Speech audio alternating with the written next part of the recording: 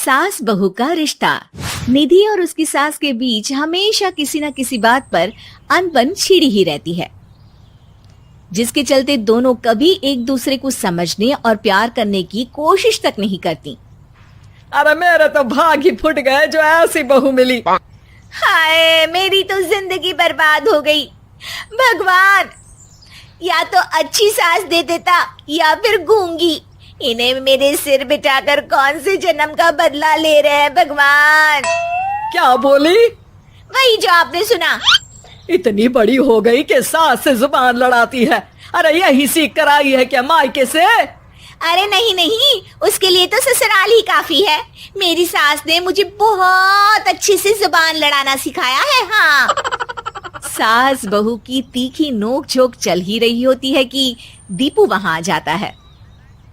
रिश्ता करते हुए पति पत्नी की जगह सास बहू की कुंडली मिलानी चाहिए, क्योंकि अगर सास बहू का रिश्ता अच्छा नहीं तो उनका पता नहीं, पर पति की जिंदगी तो पक्का झंड है। मुझे अपने सामने कोई झगड़ा नहीं चाहिए। बस करो दोनों। दोनों शांत होकर अपने अपने काम में बिजी हो जाती हैं।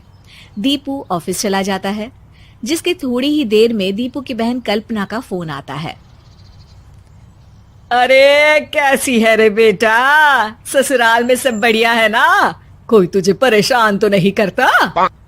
सास की बात सुनकर पास खड़ी निधि हंसकर कहती है, अरे वाह रे ऊपर वाले, खुद बहू को शांति से सांस भी नहीं लेने देती और बेटी से पूछ रही है कोई परेशान तो नहीं करता।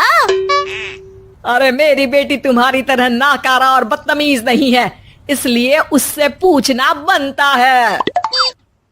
तो उनकी सास भी आपकी तरह नहीं होगी, इसीलिए उन्होंने कुछ बोला नहीं।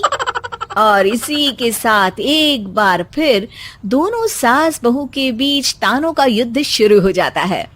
फिर कल्पना कुछ देर तक तो फोन पर सुनती रहती है, पर जब दोनों चुप होने का नाम तक नहीं लेती तो वो चिल्लाते हुए बीच में बोलती है, अरे बस करो, यह फोन कान पर लगाए जब मुझसे आप दोनों की बातें सुनी नहीं जा रही तो मेरा बेचारा भाई न जाने किस हाल में होगा। अरे ये सब तेरी भाभी की वजह से है बेटा।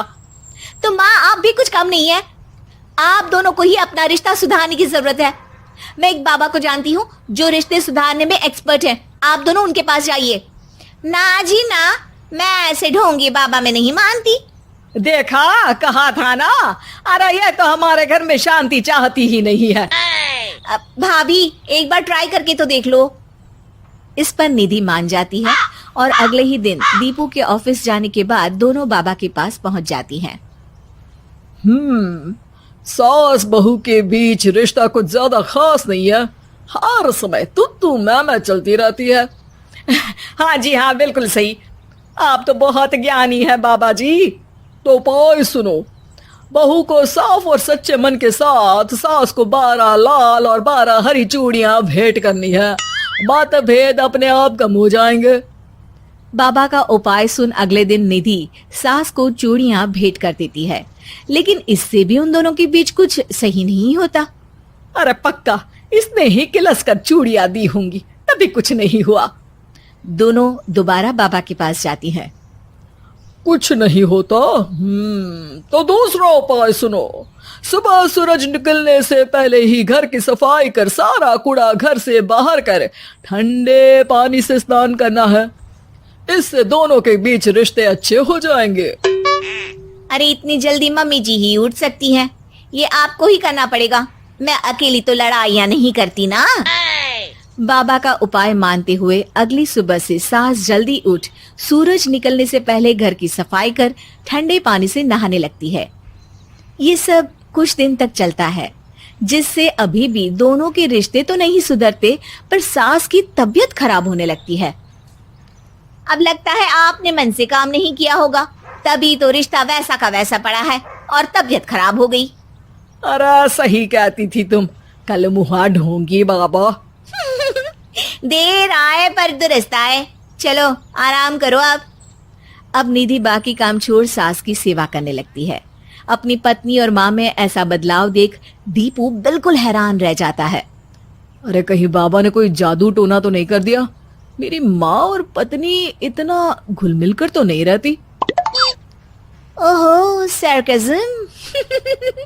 बस बस अब जाओ और अपना काम खुद कर लो, मुझे मम्मी जी का ख्याल रखना है।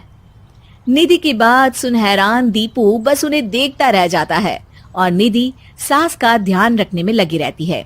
इसी तरह दिन बीतते हैं और निधि आधे से ज्यादा समय सास के साथ बिताने लगती है, जिस वजह से उन दोनों का रिश्ता पहले से अच्छा होने लगता है और वो एक दूसरे को समझने लगती है। बहू, मैं सोचती हूँ एक बार उसे ढोंगी बाबा के पास जाना चाहिए, उसे सबक सिखाने के लिए। अरे पर मम्मी जी, उसकी क्या जरूरत है, हमारे घर में सब ठीक है, फिर वो कुछ भी करे हमें उससे क्या।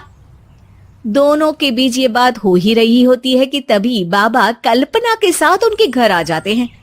माँ, बाबा आप दोनों से मिलना चाहते थे, इसलिए मैं उन्हें यहाँ ले आई।